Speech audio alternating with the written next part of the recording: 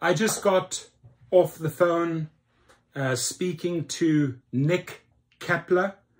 He writes for the New York Times, and this is who he is interested in. Rideshare drivers and food delivery drivers that have been deactivated. Now, I will share his email right under the video. He writes for the New York Times, and it was a great conversation. It was one of the biggest pain points for gig workers out there, and that is unfair deactivations. We call them wrongful deactivations, being kicked off the platform, and the entire process that these, or the difficult process that the gig companies, whether it's Uber, Lyft, DoorDash, Shipt, Instacart, he wants to hear from you all. He wants to hear your story. If you were previously deactivated, if you got back onto the platform, if you are currently deactivated, fighting, trying to get back on the platform, he wants all the stories, including those stories. And apparently just recently, Uber started soliciting drivers that were deactivated quite some time ago, and they're inviting them back onto the platform. So if you're one of those, definitely share your story with Nick Keppler. Again, his email will be below. And we covered a lot. We also covered the fact that I had this conversation with the LYFT CEO, David Risher, specifically on this, and that a lot of promises were made around, fast-tracking drivers, getting them back on the platform as fast as possible so they don't lose too much money. And, almost a year's gone by, and I think even Sergio was complaining about this. He interviewed him a year ago, and very few, if any, of those promises that David Risher put out there, including this fast-tracking, have materialized. Nothing, just empty words. And we have to hold these CEOs accountable, because they'll do the little song and their dance for us and try to impress us. Yeah, we're doing this for you, that for you. No, bottom line is drivers are still earning rock bottom, lowest earnings ever.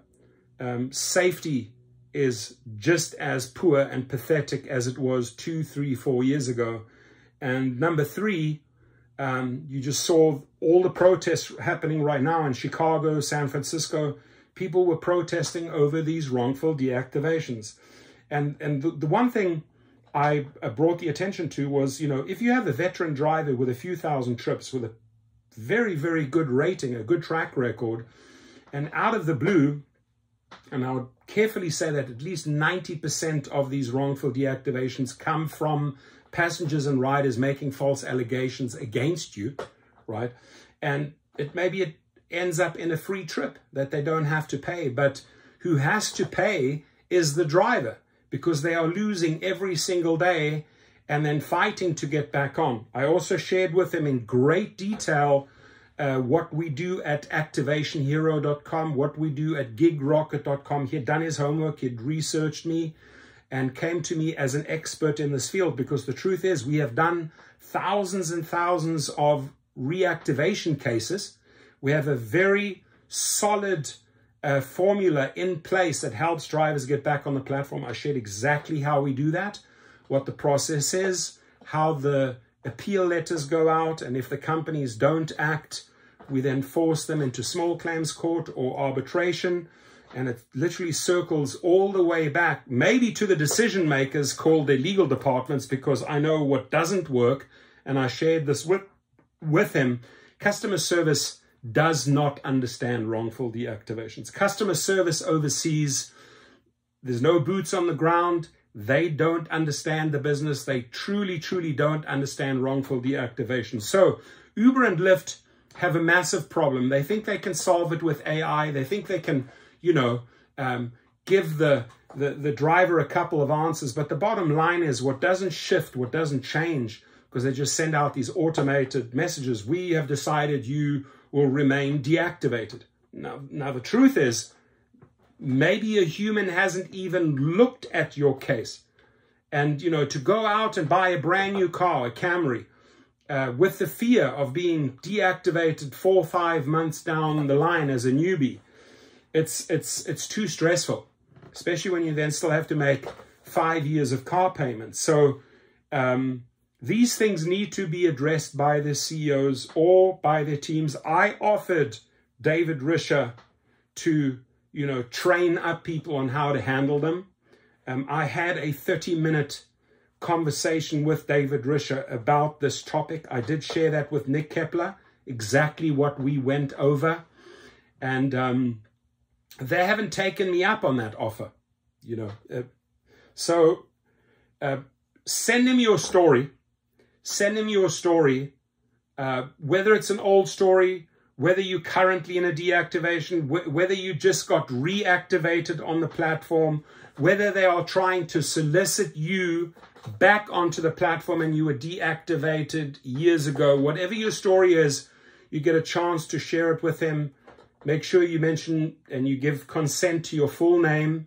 The companies can't retaliate, by the way. And you have really nothing to lose as a driver who's deactivated. Give your first and last name and the company, whether it's Jack Donalds or Jack Johnson and I got deactivated by LYFT or by DoorDash or by Uber. Send him the details, send him your story so that he can interview you for this piece. It's going to be a good piece. I want to shine as much light on this topic. I want to put on as much pressure. I've got to say, Sergio does a really, really good job for the Rideshare guy in these interviews when it comes to specific topics, when it comes to numbers or collecting data on LA drivers. He's really, really good. And this is a topic that's dear to my heart. I'm very, very involved with this. I mean, like I said, we've done thousands and thousands of cases, wrongful deactivations, and got drivers deactivated. And what Nick Keppler wants to know is like, how do we do it? How do we get these drivers back on? What needs to change? What's actually going on? Bring me some real stories. Bring me some juice, right? So here's your chance to get mentioned and get a write-up in the New York Times. Thank you, and please make an effort, share your story, and reach out to Nick Keppler. His details are right below. He's verified. He gave me the details of his senior editor. It's the real deal.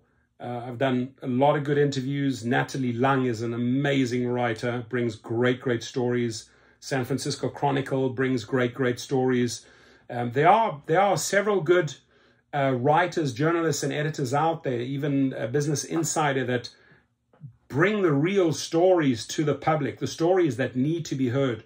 People need to hear how these companies are failing us on these deactivations and how they too fast, too quickly back up the rider. Again, your story to Nick Keppler will be greatly appreciated. Thank you.